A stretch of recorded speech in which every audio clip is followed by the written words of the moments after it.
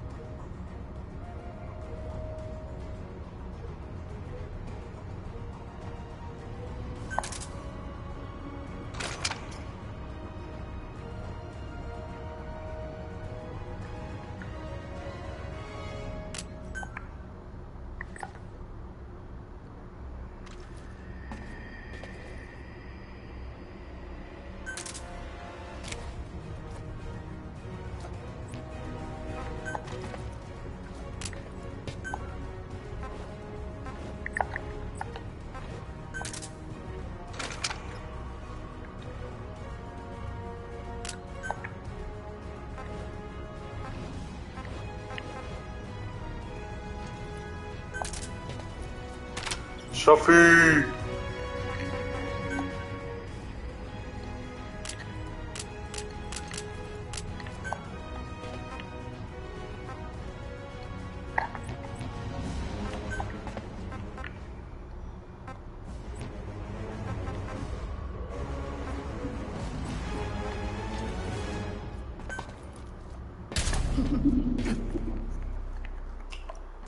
Shafi!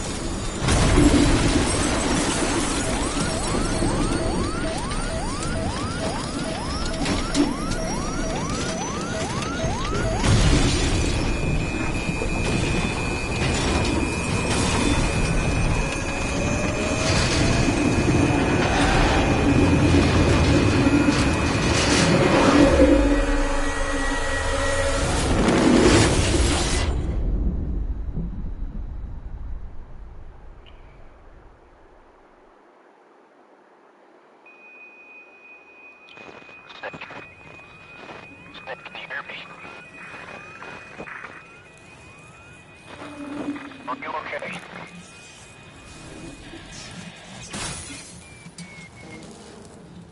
Uma playing this game.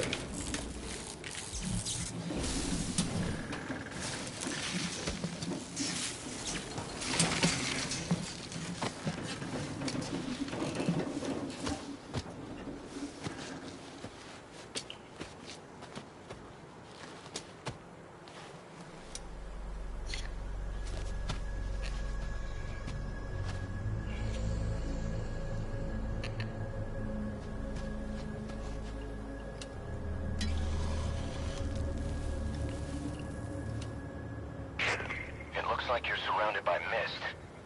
The support chopper can't get close to your position right now.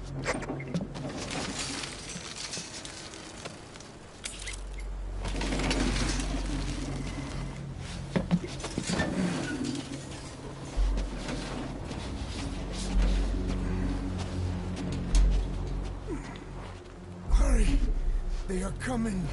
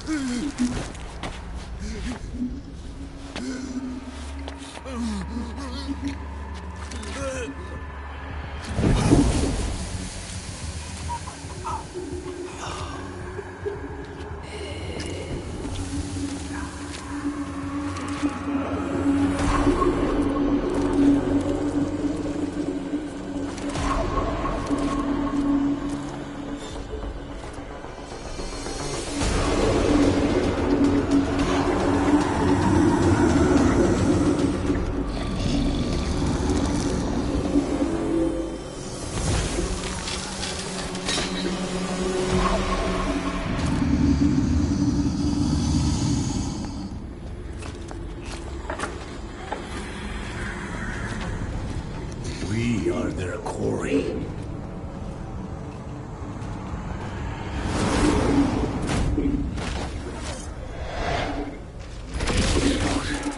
So that mist is their work. We won't be able to send in another chopper for now. Boss, you need to eliminate the skulls. We cannot lose Code Talker.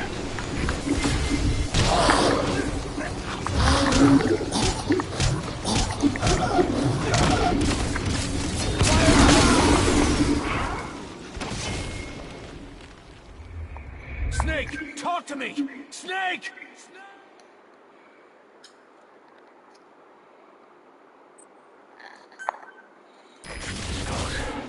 So that mist is their work. We won't be able to send in another chopper for now. Boss, you need to eliminate the skulls. We cannot lose Code Talker.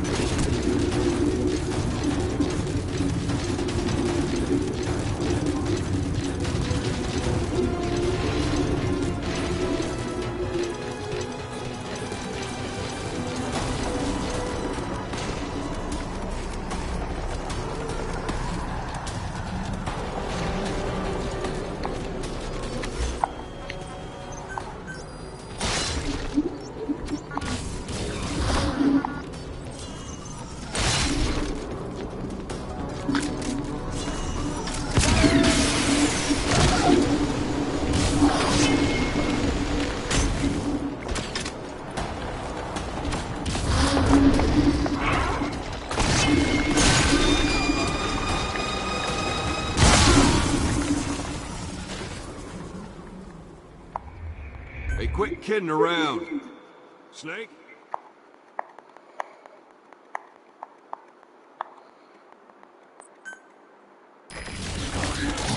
So that mist is their work. We won't be able to send in another chopper for now. Boss, you need to eliminate the skulls. Boss, get away from Code Talker. We don't want him not catching a bullet. Draw the skulls away towards you.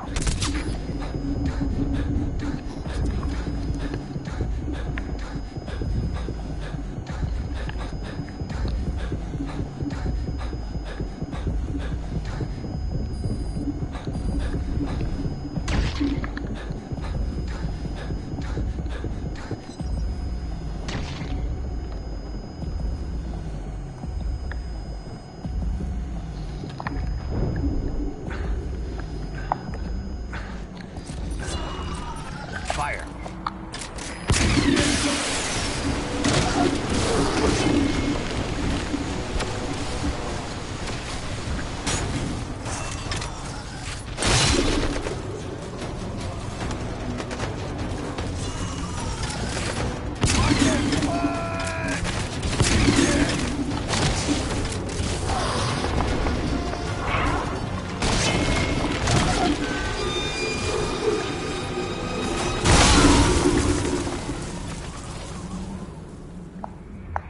Snake, talk to me!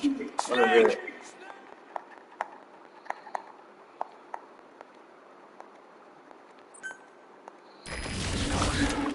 So that Misty is their work. We won't be able to send in another chopper for now. Boss, you'll need to eliminate the skulls.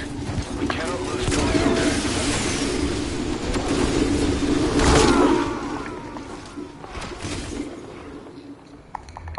Boss, come in. Boss? So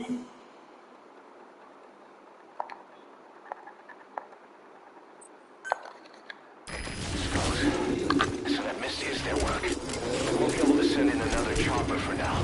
Boss, you'll need to eliminate the skulls. We cannot lose Code Talker.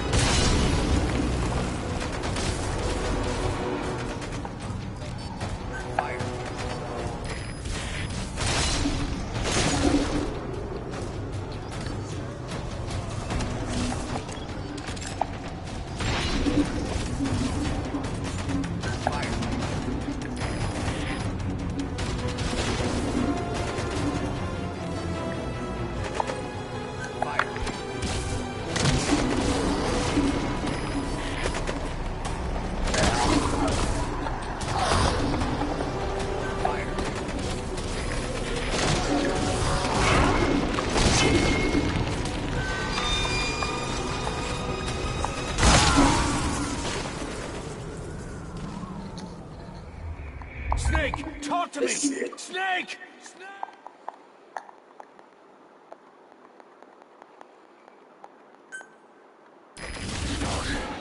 So that Misty is their work. We won't be able to send in another chopper for now. Boss, you'll need to eliminate the skulls. We cannot lose Code Talker.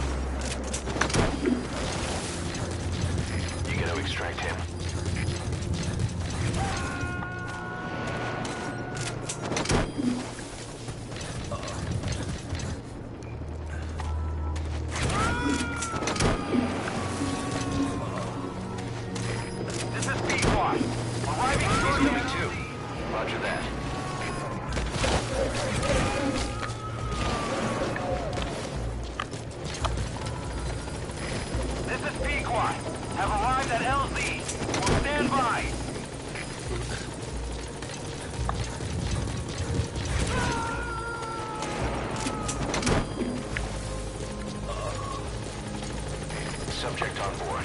Leave the rest to us.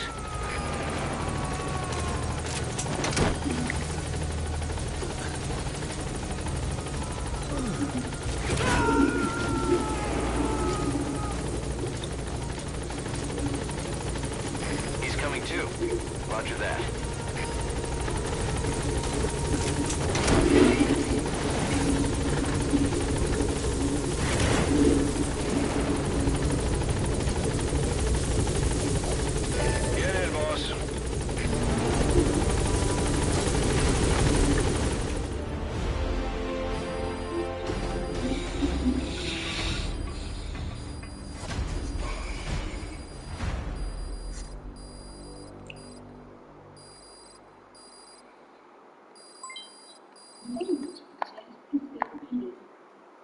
Mission complete, and how? They're gonna tell stories about this one, boss. Ooh, S rank.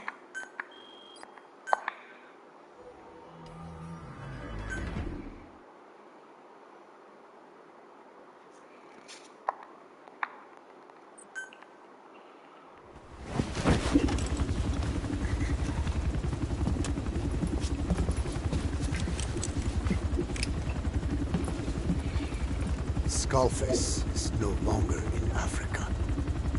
The nuclear test was a success. Now they turned their eyes on me. Satellites didn't read any test. Neither did seismometers. The detonation test took place 5 years ago in the southern Indian Ocean. The final test was the opposite, to prevent detonation. You mean? Skullface plans to sell nuclear weapons that he retains control of. It's not like hawking small arms to militias. Indeed. He plans to avoid detection by exporting minerals containing tiny amounts of uranium in the form of metallic archaea. Once on site, the metallic archaea enrich the uranium and weaponize it. Loaded onto all-terrain bipedal machines. They ensure any country, armed group, even the smallest terrorist cell, can become a nuclear power. Bipedal. So that's why they needed Huey. A nuke business to replace the arms business. And Skullface owns the market. The very atmosphere of nukes, anywhere and everywhere. Deterrence on all sides. So that's why he ran a non-detonation test. Yes. Another metallic archaea instantly overrides the criticality generator. A fail-safe only he controls. Any such weapon can be deactivated whenever he chooses, regardless of who owns it or their intent to use it. Nukes. Controlled by a man, not a country. If they proliferate, Conventional nukes lose all value. Political, military, and economic. The two superpowers become powerless.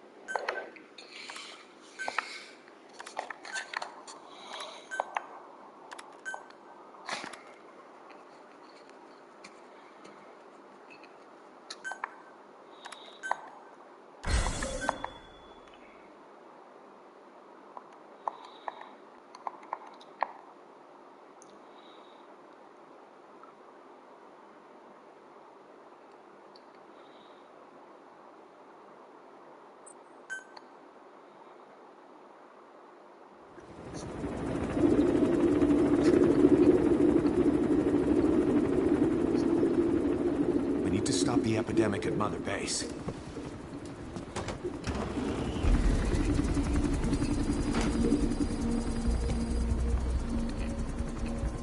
About the pathogen spreading through Mother Base, what's your opinion? Textbook symptoms of vocal cord parasite infestation. And judging from this casualty list, it is the Kikongo strain. Meaning, a breed of parasite that triggers symptoms upon detecting pronunciation specific to Kikongo.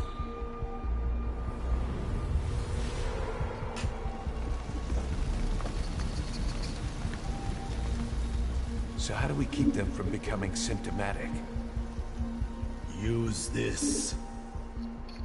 A type of Wolbachia, introduced to a sample of the parasite. A parasitic bacteria that colonizes the parasites, turning male to female and preventing copulation. We must cultivate more.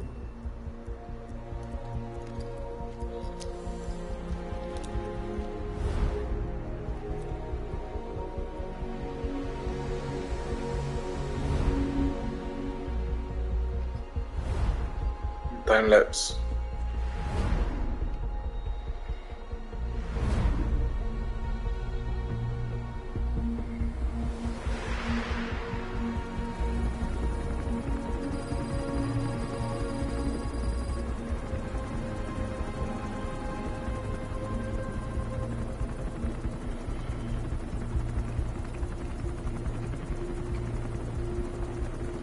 Thanks to Code Talker, we've managed to put a stop to any new vocal cord parasite infections.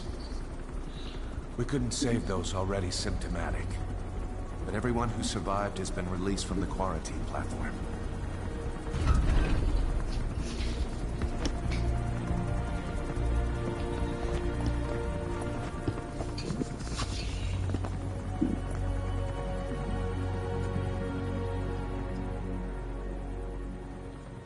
Skullface will pay for this.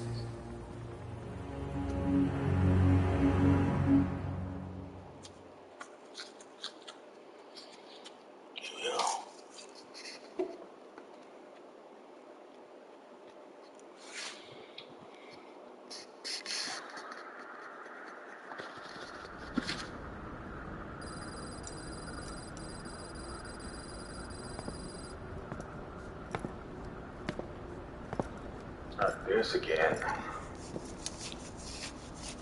Again with the truth serum? What are those legs made of? Titanium? All the way to the femur.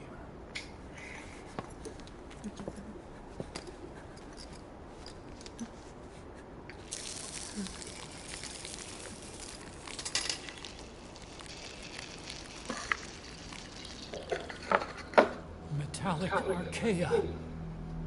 Sahelanthropus. Where is it? What?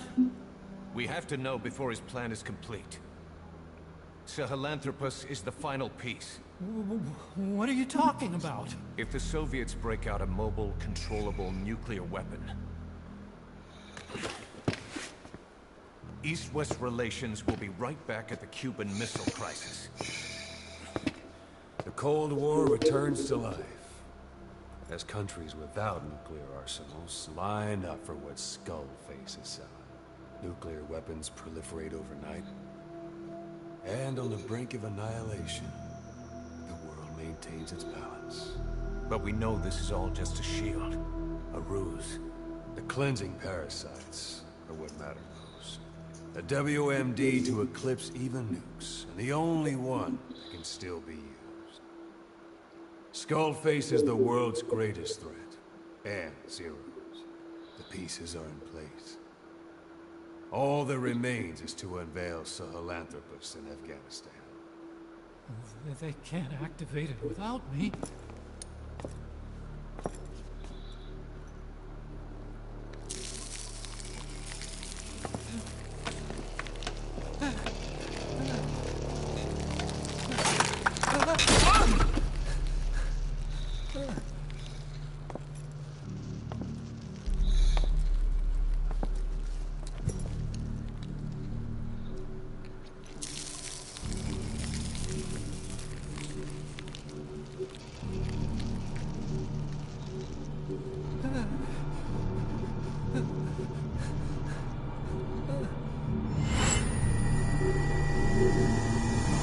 Okay, B-Zero.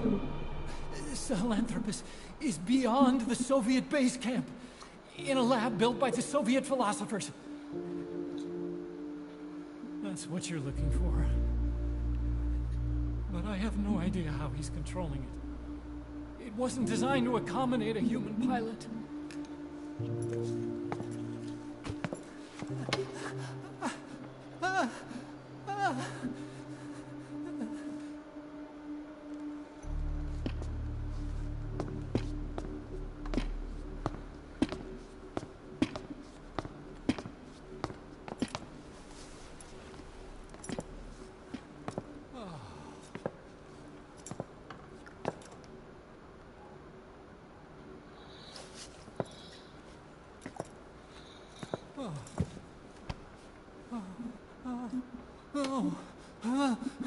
No! No! Wait!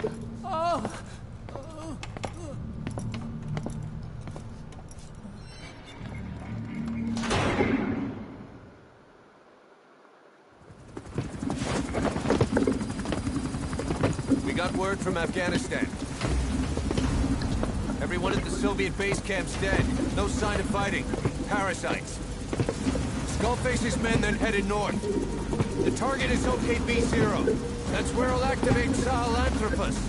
Unless we stop him, he'll go down in history a conquering victor. We can't let that happen. Wipe him out. Don't leave any trace of his existence. I'm gonna need backup on this one.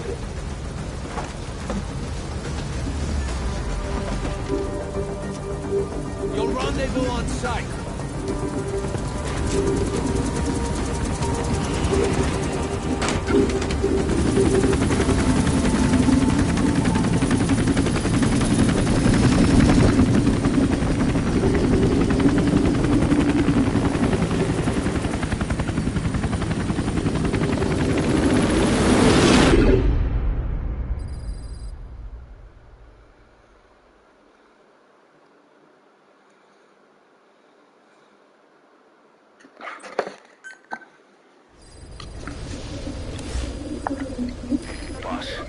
updated the mission list.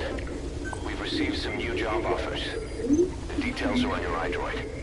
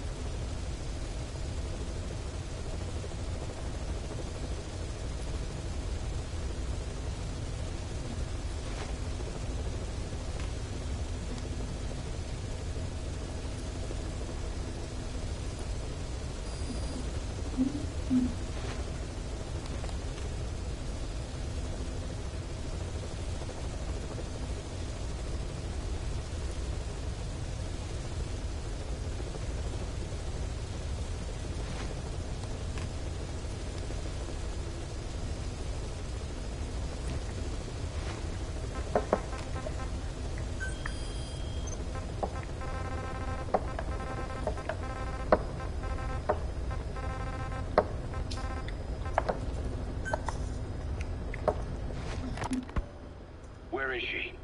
You mean quiet? In her cell, of course. Why did you send her out with the boss on that mission? She proved herself well enough, didn't she? The boss sure knows talent when he sees it. That woman will never be one of us. She's targeting him. Don't forget, we do owe her one. What's that supposed to mean?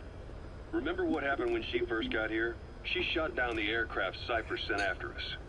Not only that, she hit the cockpit. Who else could have done that? We're talking about a fighter jet traveling at Mach speed. What's your point? If she hadn't been there, the boss's chopper would be at the bottom of the ocean right now. Or it would have been followed right back to Mother Base. So let's say she does have some elaborate scheme in the works. If you want to catch her in the act, all we can do is sit back and wait. On the other hand, if she swears allegiance to the boss like our other Fulton recruits, you couldn't ask for a better partner. She's got you fooled. I have eyes on her. If she tries anything, she'll regret it. We lose nothing either way. Snake! You finally came. Just don't record this, okay? I'm not recording anything. What's this about? What I'm about to say stays between you and me. It's about the weapon to surpass Metal Gear. You know a researcher by the name of Clark? He works in the biotech industry. Real advanced stuff.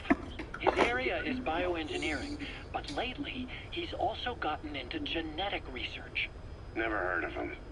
Well then, what do you know about cloning?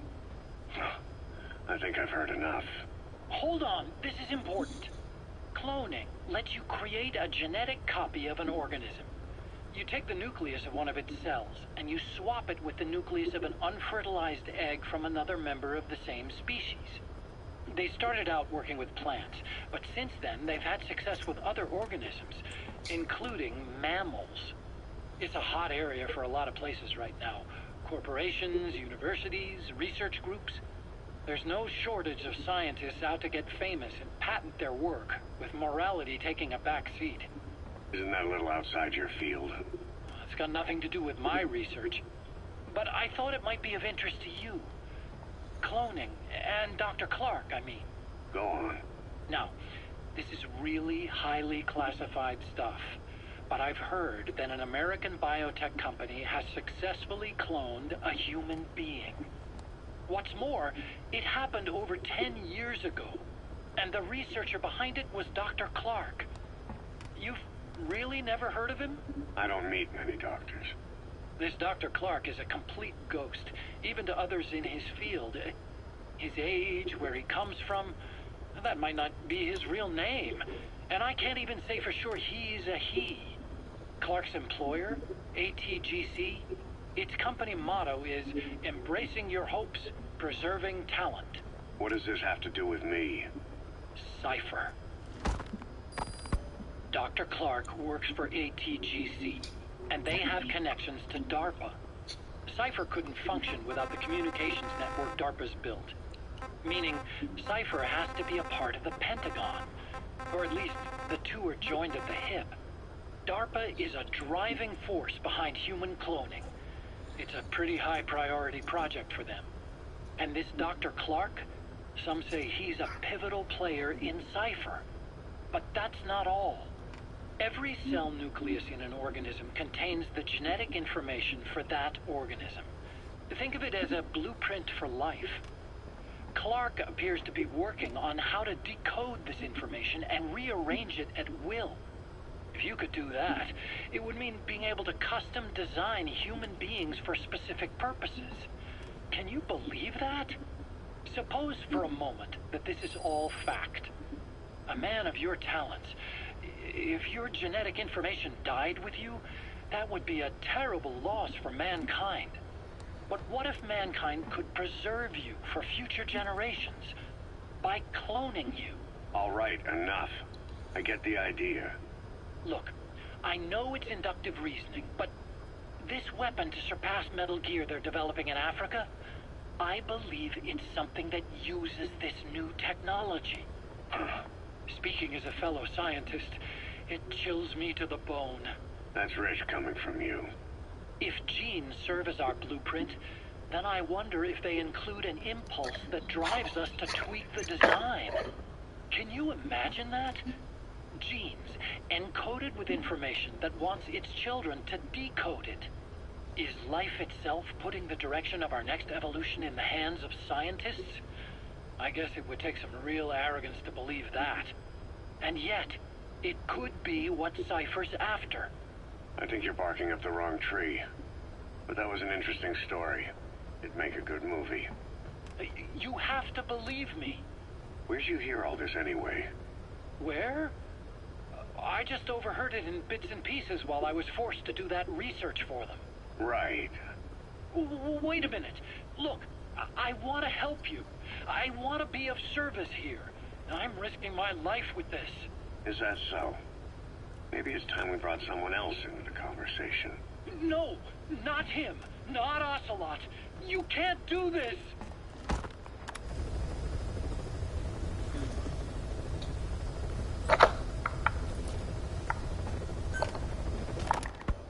Fine. Yes, Strangelove was doing AI research in that lab. Why hide that until now?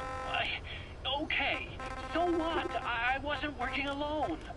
You've got to understand. You do understand, right? I didn't want to drag her into this. It's my load to bear, alone. So you didn't create the AI intended to drive Sahelanthropus. It was Strangelove. Skullface was never in favor of AI control. So naturally they argued. Strangelove, she got him angry and he killed her. How? You didn't see it? So you found her inside that pod after the fact. And you just left her body to rot in there. Or perhaps you put her in there afterward. I asked him not to take her away from me. So she was killed by Skullface, but you asked nicely, and he put her body in the AI pod for you? That's right. Pathetic. You know, we have another idea. That you killed her. Me? I couldn't kill her. You killed her and locked her body in the pod. I wouldn't. Don't treat me like one of you. I can't just kill anyone whenever I feel like it. I'm a normal human being. Oh, I see. So you just shut her inside and waited for her to die. I would never do that. What, you mean she killed herself? Yes. She climbed inside that pod and shut the door. It can't be opened from the outside. It was suicide. Suicide, I said. She killed herself. She got in when I wasn't looking and suffocated. She'd often try to do things like that. By the time I realized and opened the door, she wasn't breathing. I got scared and shut the pod again. I couldn't bring myself to open it back up. That's right. Me? Kill her? What is wrong with you? I see. Just tell me one more thing. Haven't you gotten enough today? Okay, I see it's a painful memory. You don't have to answer, just listen to the question. You see, we examined her remains. She had a scar on her lower abdomen, a surgical scar. It had been stitched up and had fully healed, meaning it was long before her death. She had a child, didn't she? Your child. Where's the kid? How should I know? So there is a child. I've never seen his face. What do you take us for? They took it all. I didn't even know he'd been born. I lost everything. How old would he be? It's 4 years since then. And you know it's a boy. Strangelove said so. And his name? We called him Hal, even though I never saw his face.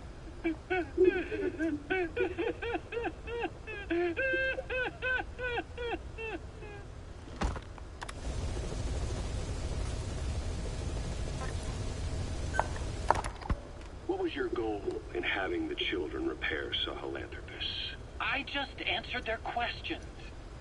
I had no idea they would actually try to fix it. I mean, can you imagine a child piloting it? Oh, sure, easily. It wouldn't work. I bet it's just like riding a bike. I said it didn't work. Who did you try?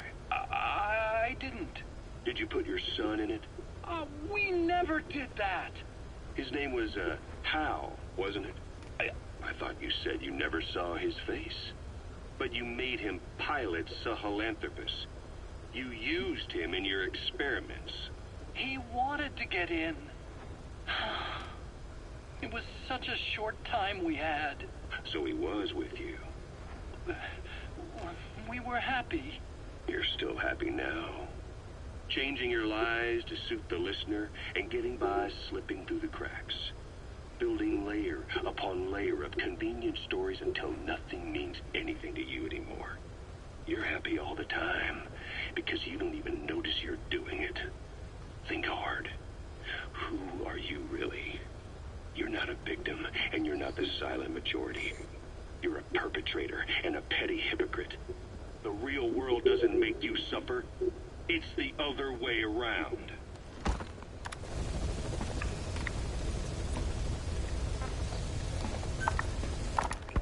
Boss, I have the report on that cargo we stole from Cypher's truck. The PF was transporting two things. The analysis of that malachite has come back first. Naturally, the main compound is copper. There's also a small amount of cobalt. Nothing unusual so far. Southern Zaire is a well-known copper belt. However, in addition to these, we also detected a trace amount of uranium. The content percentage, though, is too low for nuclear development. It most likely came from Shinkolobwe mine. That's where the uranium in that area comes from. The mine's closed, as all the high-purity uranium ore dried up a long time ago. But you could probably still find it there in small quantities. That said, there are plenty of other uranium mines that are in operation, like in Niger, Namibia, South Africa. Why go to an abandoned mine to scrape up whatever's left and ship it out in mass quantities without refining it? They were transporting that yellow cake too, which would suggest they have the technology to refine uranium. Anyway, that about sums it up. Unfortunately, the analysis of that yellow cake is taking a little longer. I'll let you know when it's done.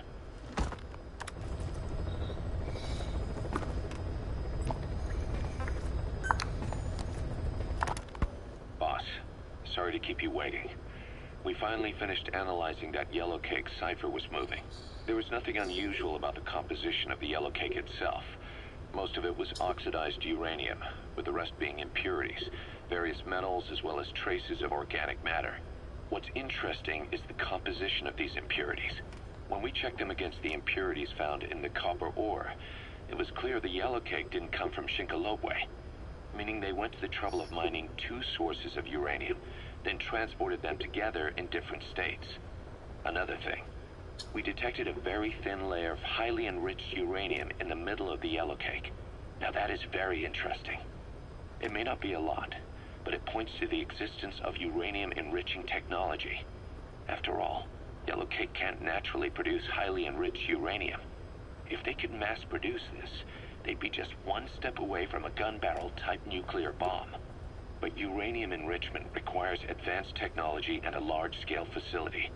If that kind of place existed in Zaire, the Soviet Union wouldn't sit idly by. And there's another question. Where were they transporting the yellow cake and malachite uranium? The first place that comes to mind is South Africa. The government was supposed to have abandoned nuclear weapons development after caving to international pressure. But rumors persist that it's continued in secret. Plus, CRS were escorting the truck, and they're based out of South Africa. And then South Africa does have an abandoned test site. If Cypher's involved with nuclear development in South Africa. But how would that fit with their weapon to surpass Metal Gear? We need more information. Shinkolobwe. There's a name I haven't heard in a while.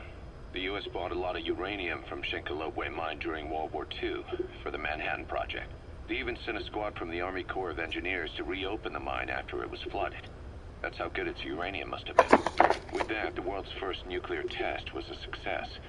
Shinkolobwe uranium might have been used in the Hiroshima and Nagasaki bombs, too. Just hearing its name is like seeing all the phantoms of the war rise up to haunt us. But all the uranium's dried up, and the mine's been closed for years. So someone reopened it. Right. Zero-risk security seized control of the area and were forcing locals to work in it. And the Zairean government was getting a slice of what they took in exchange for looking the other way. Mobutu has to finance his tastes somehow. He'll gladly sell the rights to some old mine. The question is, why would zero-risk security do this kind of thing? Or rather, why were their employers, Cypher, interested in an abandoned mine?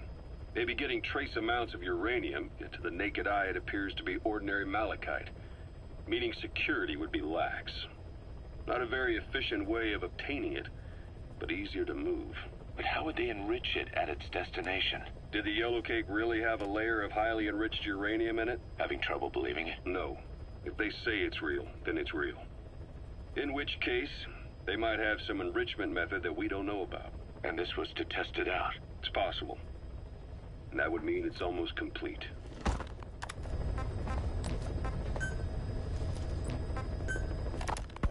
Hard to believe how many of those bipedal weapons have popped up around Africa. When did that start? No more than 6 months ago. Didn't really hit me until I came here. They're not supposed to be in use yet. Emmerich says they were still doing the last round of fine-tuning. The doctor has no idea. His research has already hit the black market. Both sides of the Iron Curtain will have it by now. Even so, they're spreading much too fast. Sure, the Walker gears can operate in any terrain. Their mobility's just as good in the jungle as it is in the desert. That would come in handy in a place like Africa. They are modules that can one day be used as nuclear weapon systems. And with that in mind, the numbers are way too large. There must be another reason they're so widespread. Like what? It's all about needs. To small-time outfits like most of these private forces, this product is a dream come true. Hell, it goes beyond PFs. This is the ultimate weapon, the forbidden fruit, for anyone with an enemy to fight and people to defend. The nuclear deterrent. Exactly. Sounds familiar, huh? PFs are all operating off your playbook. You created these times. But could this be the new weapon in Africa that Emmerich talked about? If it is, why is Cypher letting everyone and his brother get their hands on one? What comes next? Selling nuclear weapons in the open? Making them public property? Why don't they give that a try? Then the next war really will be fought with sticks. Right. The man we're dealing with isn't foolish enough to make a suicide pact with the world. So, what is Cypher really up to? Remember before, boss? When Quiet attacked one of our guys on Mother Base, stuck a knife in his mouth. He's one of the very few soldiers who've had contact with her recently. Close contact. I don't think it's a coincidence that he was among those who became symptomatic pretty early on in this epidemic.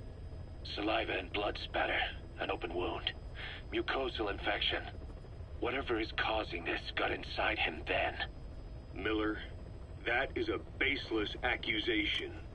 The source of the infection is Quiet. Everyone suspects her. We don't know that. And we've come across these symptoms before. The bodies in the water at the oil field facility. Those sick people in the beds at the Devil's House.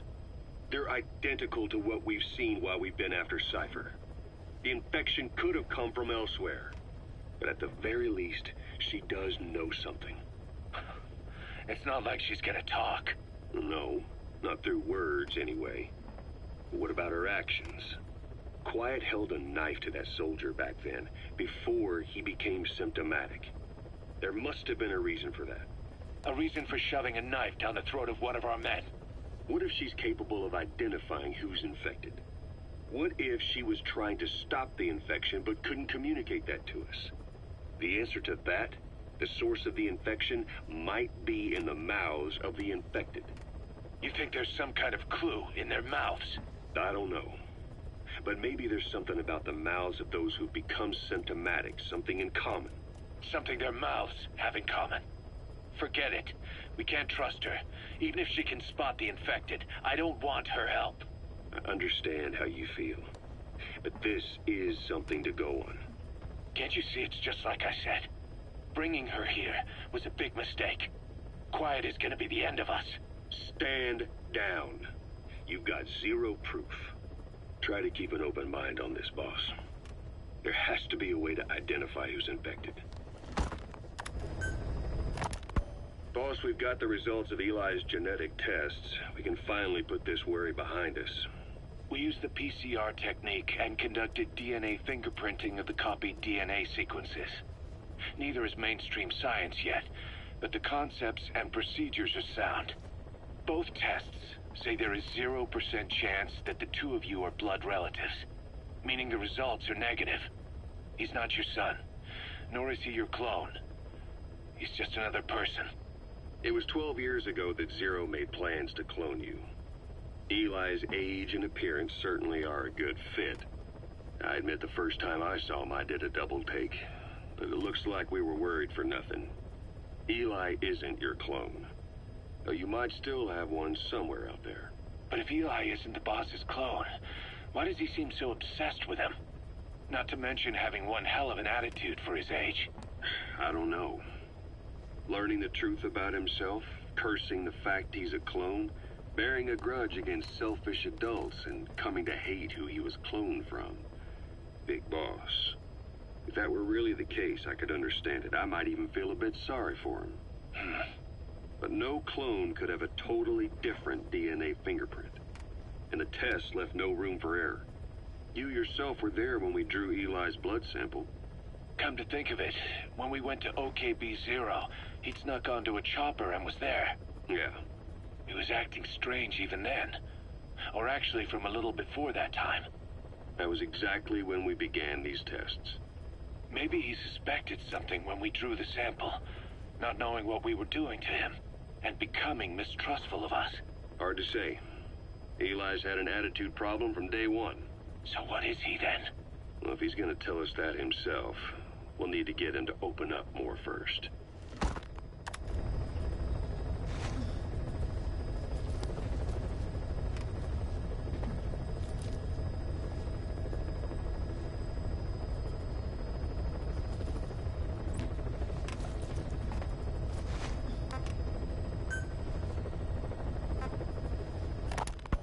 Now, we must wait for the Wolbachia to multiply in the larvae. How is the disease transmitted? If it's carried by insects or rodents, then... There is no intermediate host. So... The vocal cord parasites lay their eggs in the larynx of the host. Most hatch and migrate to the lungs, but some are transported to the mouth through ciliary movement, mixing in with saliva. Saliva. Droplet transmission. Sneezing, coughing. Any food or water containing infected saliva. It would spread fast. Indeed. And when the larvae migrate to the lungs, symptoms can resemble the early stages of a cold, making it easy to infect others. Meaning a simple conversation would be enough to pass it on. Alright, so what happens after the larvae migrate to the lungs? It is as I said before. They mature by feeding on alveolar tissue. It is only then that noticeable symptoms appear in the host. And by that point, it's too late. He's infected everyone else. It's one hell of a weapon you've created. That is what Blag Anna wanted. Something that would spread easily. In truth, he's not the reason. But we will discuss that another time. The Wolbachia have multiplied. We're preparing to extract them and begin vaccinating. But is this really the only way? Sure, it'll prevent infection, but the cost. You would rather remove their vocal cords? No. Tactical communication's a linchpin of what we do. What if we were to ban the use of Kakongo? Insufficient. First, there's no guarantee that only the Kikongo strain is here. Second, there is the matter of how the parasites lay their eggs. Before they can copulate, they must be exposed to the pronunciation of a specific language for a period of time, like a container filling with water. But the duration between when the container is full and when the copulation actually begins varies from case to case. In other words, Even if the infected stop speaking as a countermeasure, it may already be too late. The only true solution is to prevent copulation through the Wolbachia, or by physically removing the affected tissue. Do any antiparasitics work? It sounds as though you have already tried. Yeah. We tried every one there is, and nothing. I have yet to find a medicine that can remove the parasites. At best, it temporarily covers their ears. Why is that? Because the parasites are companions to us. To remove them inevitably harms the host. Companions? More than you think. And this is why the human immune system cannot eliminate them.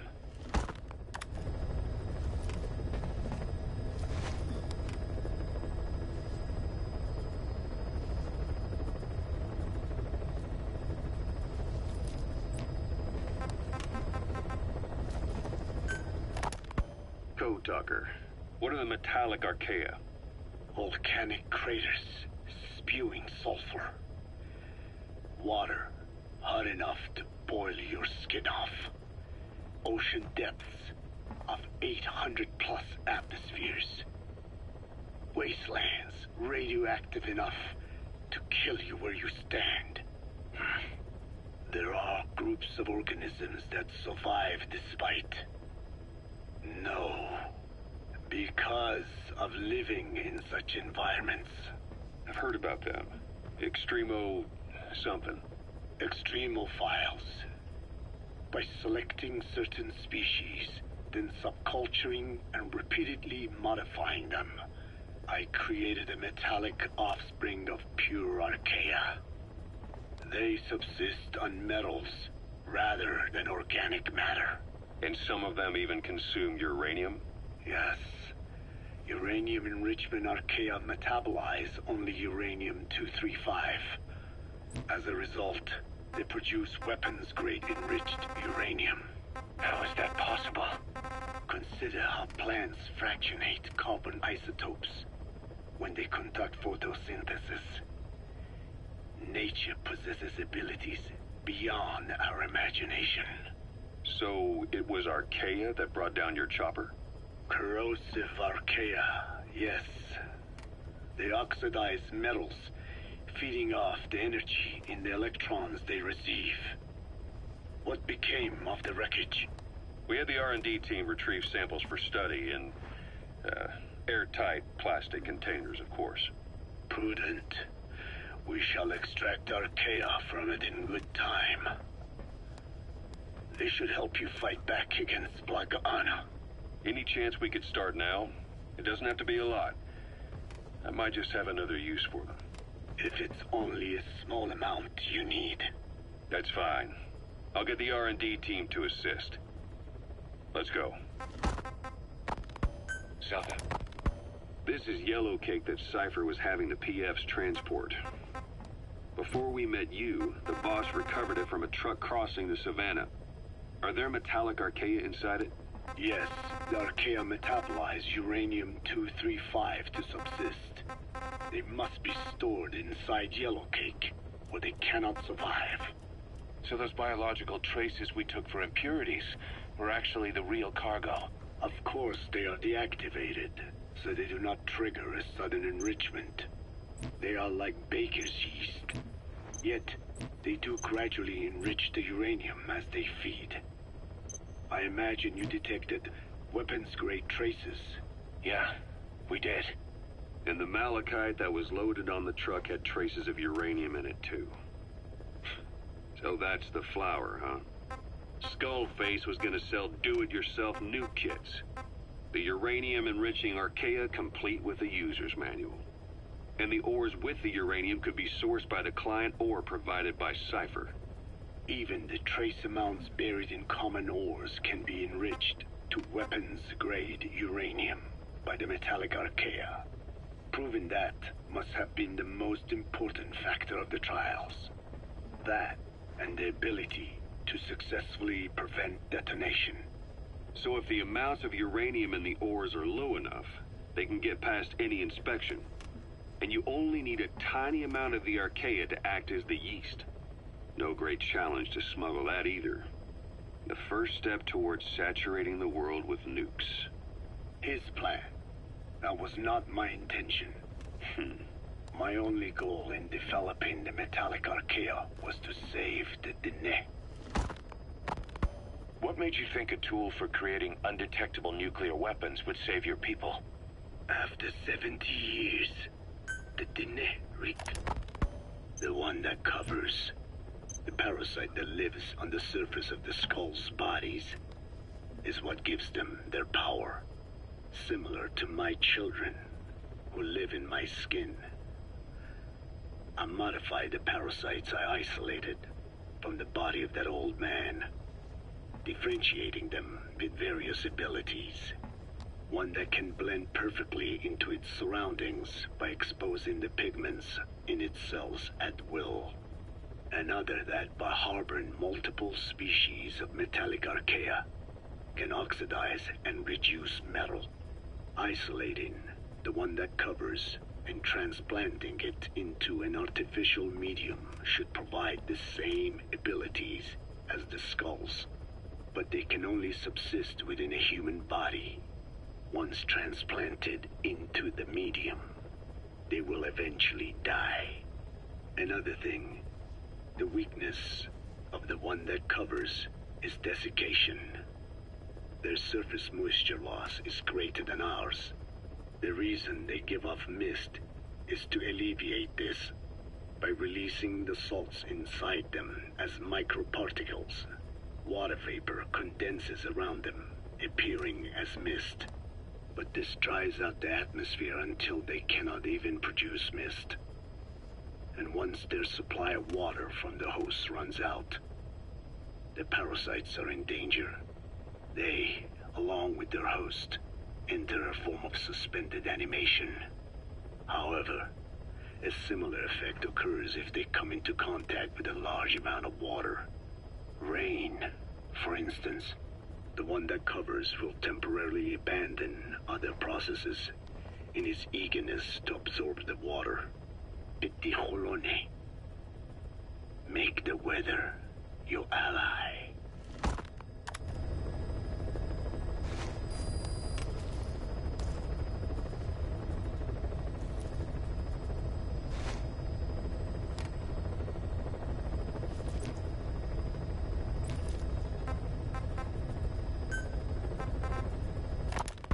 Why activate Sahelanthropus in Afghanistan? This is how Skullface wanted things to play out. The Soviet Union secretly develops a new type of nuclear weapon and successfully deploys it in Afghanistan. Revealing the existence of Sahelanthropus results in a return to the glory days of the Cold War. The threat it poses reignites the nuclear arms race between the world's major powers. The demand for nuclear weapons increases around the globe. What if you then introduced a nuclear weapon anyone could get their hands on? Non-nuclear nations, militant groups of all shapes and sizes, they'd all jump at the chance. Sahelanthropus was a marketing tool to sell nukes all around the world. But I think it's safe to say that plan was stamped out before it got up and running. The world's intelligence agencies never did turn up anything conclusive on it. After all, Sahelanthropus vanished before word could spread. Everything that's happened is already a fading memory, never to join the pages of history. Except for Cypher. Cypher won't forget. They'll already be working on something, quietly, beneath the surface. They'll use the pieces of data scraped together from this incident to build their own bipedal weapon. It'll take them a long time to complete it, but for now, the Greed sector have found their new life's work. We'll have to be ready too.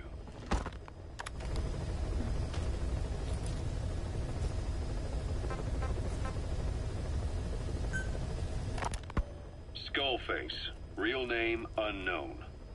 Born in Hungary, more specifically northern Transylvania, after it reverted to Hungary from Romania. While he was young, the country allied with Germany as part of the Axis powers, but later during the war, it came under Soviet occupation. The Hungarians struggled for independence, but the Soviets came down. Hard. Just like he said, time and again the country was ruled by a foreign tongue. When he was a young boy, he lost his native language, the bedrock for any developing child. His country, his family, his face, his identity, everything was stolen from him. All he had left was his skull. Skullface first tried his hand at espionage during all the chaos from the war. Agents, military officials, and soldiers who operated out of Hungary during the war vanished over the course of several months. This Soviet spy hunt rocked the counter-intel world.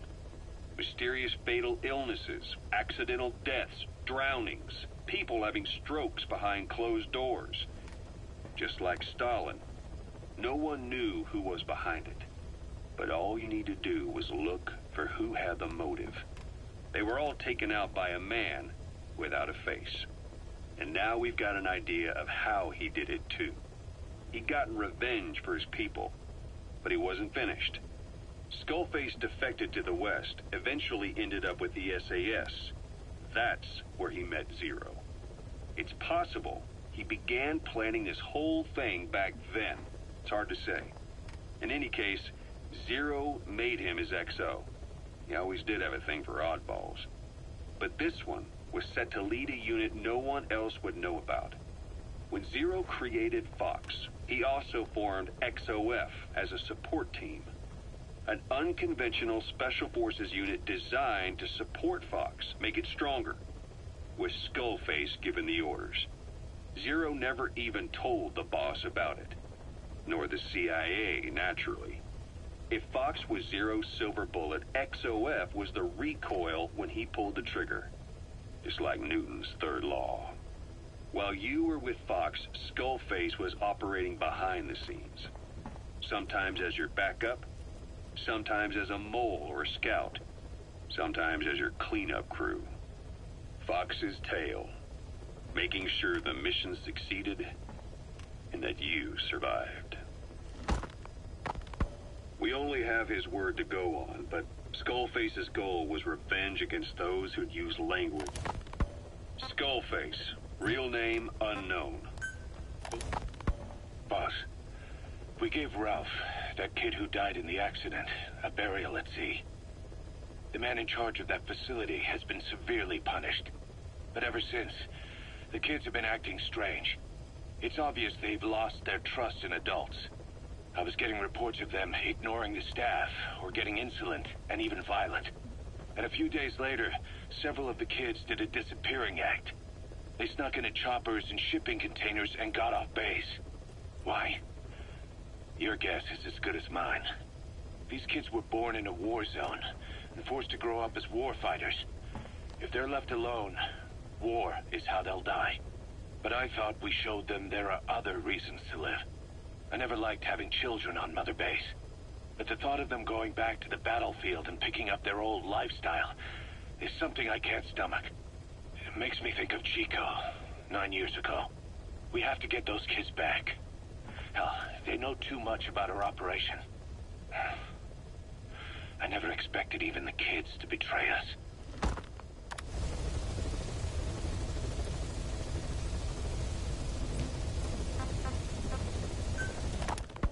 Snake, you remember the White Mamba? Of course, he's been going by Eli since we brought him on base. He was the leader of the child soldier unit we took out of that village and into our protection. Well, according to the kids you brought back here, all the escapees were especially close to Eli. There's reason to suspect he's behind all 6 escapes. We've already detained him. I'll be questioning him shortly. Wait. You'll be? Ocelot. You're incapable of taking an impartial stance with those kids. Question them all you want. It'll get you nowhere. Ocelot, you get too many kicks from your art of interrogation. It's not a matter of art. It's about quick, minimal strokes of psychological warfare. That's what gets the answers. And it's the best way to keep both questioner and subject safe. The risks only increase the more an interrogation drags on. At that point, it causes as much pain to the inflictor as the inflicted.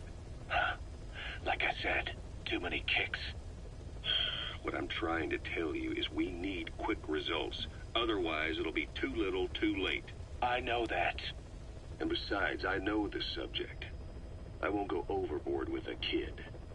Forget it. You're not needed. Snake, we'll want to question the other kids too. Be sure to bring them all back.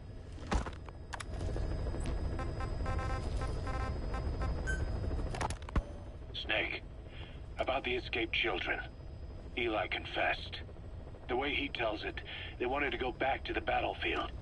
Don't rob them of their freedom, he said. If you bring them all back, there will be consequences. Next, he'll be asking for our surrender. Consequences?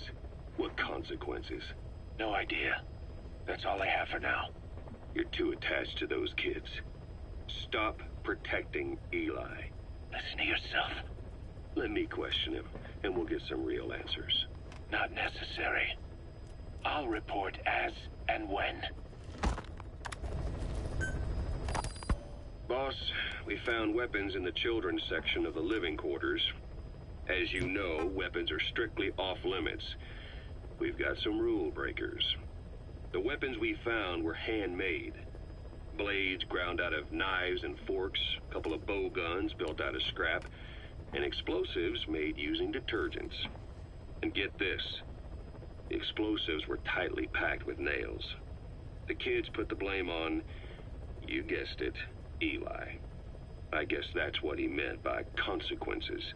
I questioned him about it, but this time he claimed they want to be put out on missions. Send us to the battlefield, he says.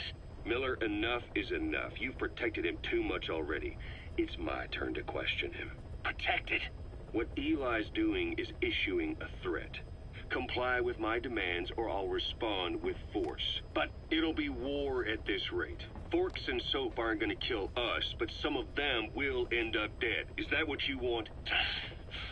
Now, I hate to say it, but they want to be on the battlefield.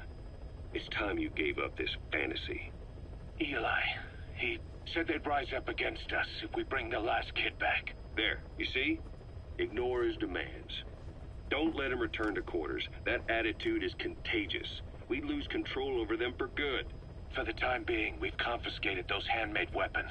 We're bumping up security and the number of psychiatric counselors. As for Eli... He needs some very special care. You mean solitary? Well, we can't leave him in contact with the other kids. If you won't do it, I will. Boss, keep working on extracting those kids. The kids you brought back to base have laid out the situation. They all escaped to each of their home villages, or were trying to get home, and lost their way. Not that homesickness is gonna explain everything we've seen. Each of their home villages? They were trying to raise troops for the rebellion. You really think these kids have an armed uprising in them? You read the report of the security team member who had a rock thrown at him. There'll be a riot if we don't do something. And Miller, this is because you didn't act fast enough. Fine. I'll admit you were right this time. Seal off the kids' quarters from outside contact before it's too late. All right. Eli said his rebellion would start when the last kid is brought back, right? You better be ready to meet him head-on if it really happens. Yeah. You should have left it to me in the first place.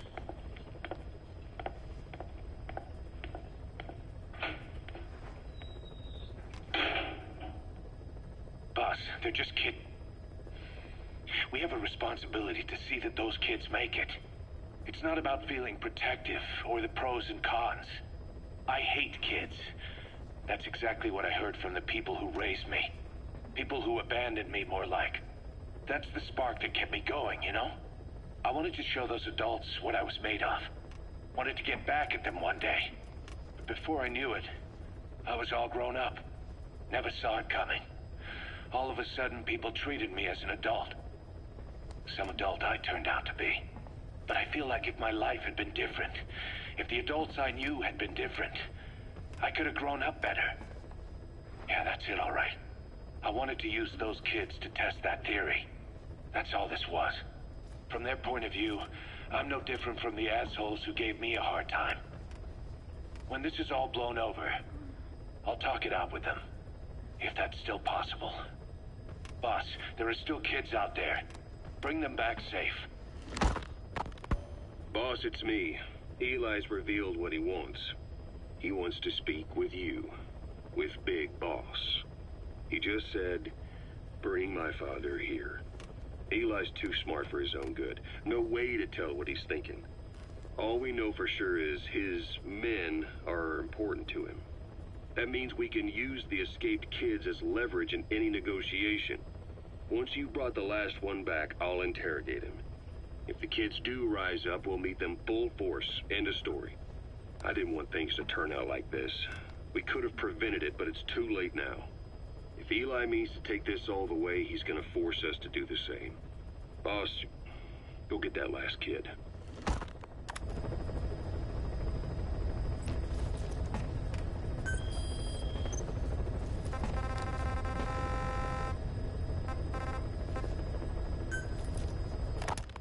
We finished decoding the informant's report.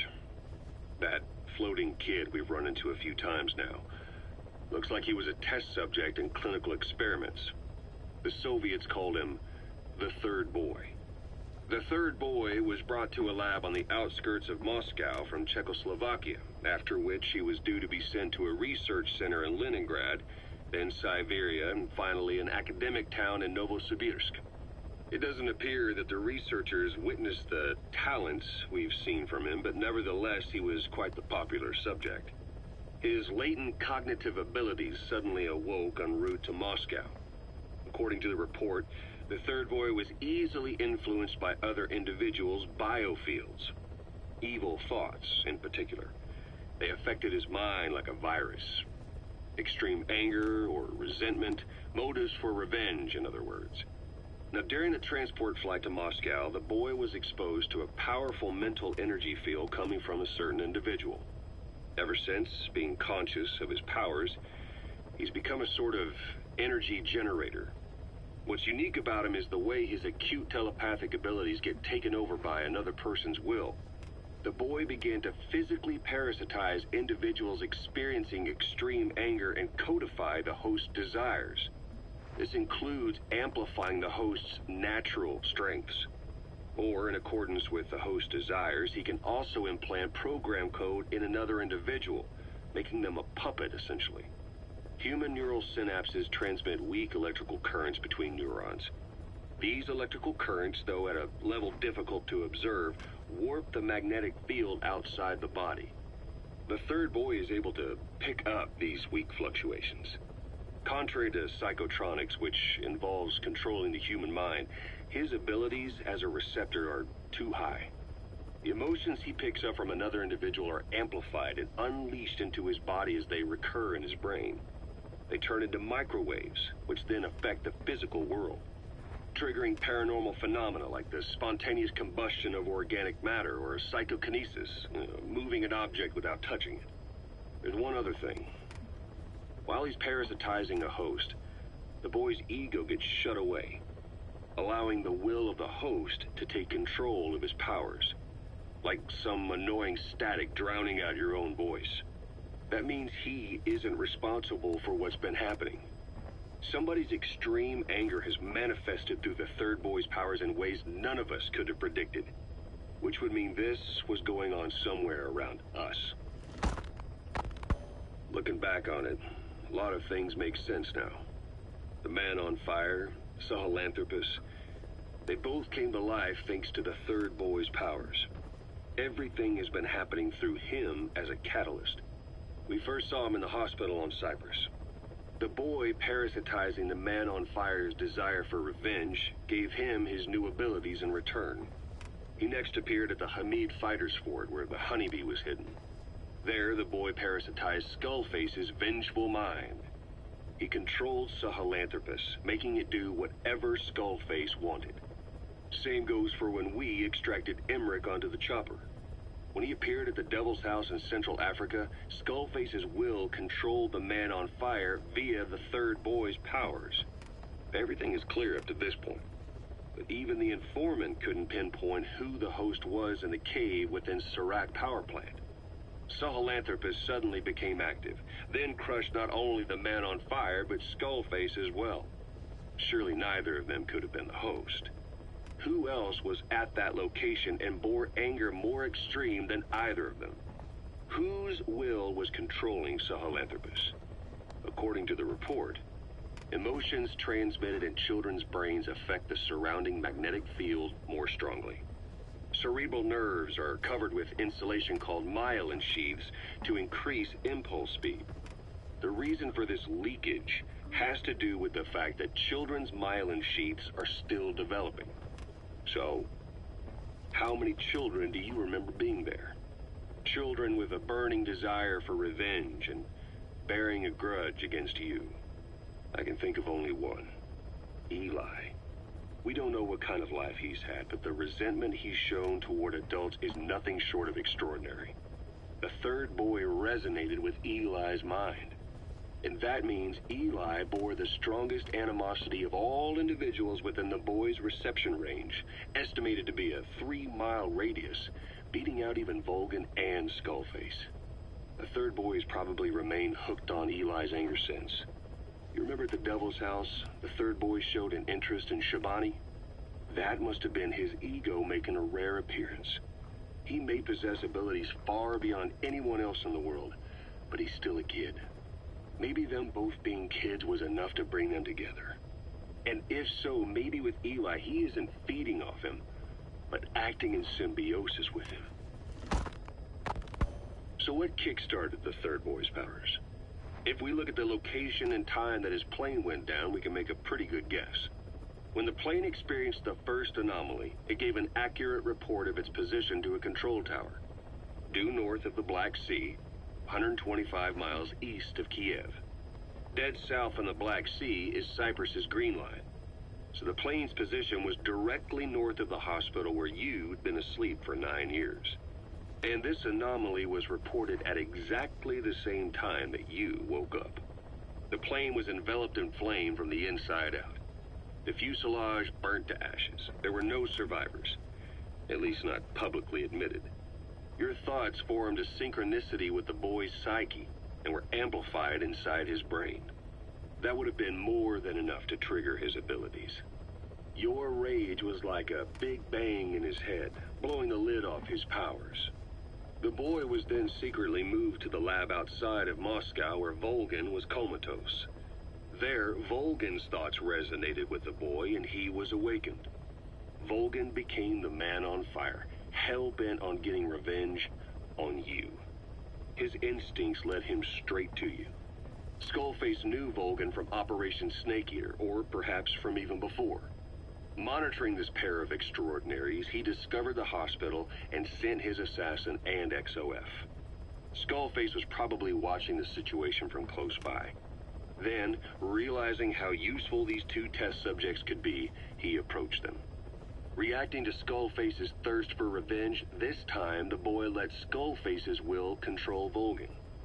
Volgin, at times driven by personal revenge, at times through Skullface's will, kept on moving, though his body was little more than dead meat. Perhaps there were moments where even your thoughts affected him as well. But without the boy's power, it was like the plug had been pulled from the socket.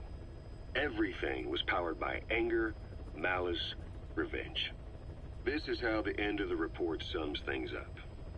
Both the third boy and the man on fire were originally test subjects of paranormal research for military applications, like telekinetically controlling the leader of an enemy nation and making him launch a nuke, or stopping the heart of someone on the wrong side of the Berlin Wall, experimenting with latent human abilities. They were used as tools of the Cold War. The boy's only crime was being born with unique gifts. But he was sacrificed on the altar of war. His life reduced to slavery under other people's wills. Turned into a living weapon with no will of his own. And eventually the only emotion he could feel must have been the desire to get revenge for the hand he'd been dealt. Boss, it's you that awakened the boy's powers. But there's more to it than that. I guess the anger emanating from you was something he could truly relate to.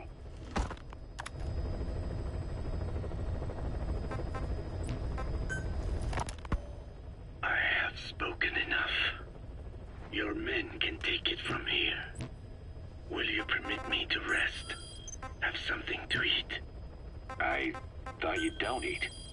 I can subsist without food. But there is more to the act of eating than nourishment.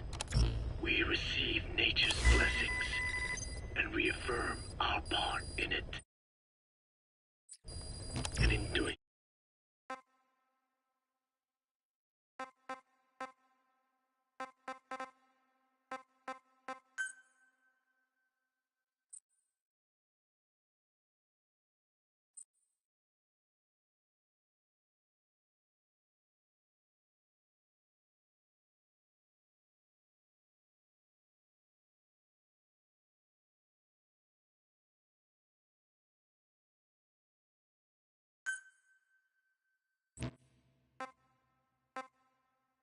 so, we express our gratitude.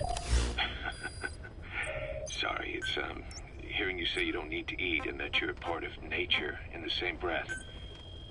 Anyway, what can we get you?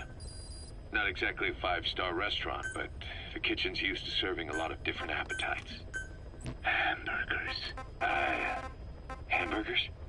Even we didn't have become Americanized. I eat them often back home. And you just can't let them go.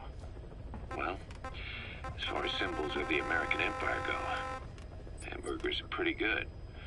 The victory of capitalism. Your people suffered so much at the hands of America. And you ask for hamburgers.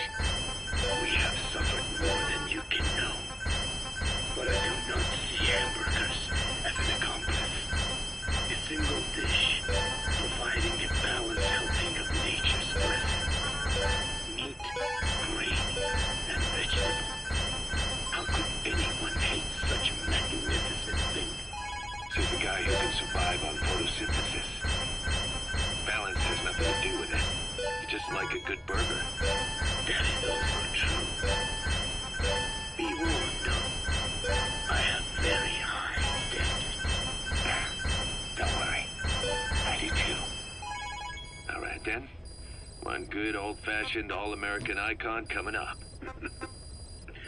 I look forward to it.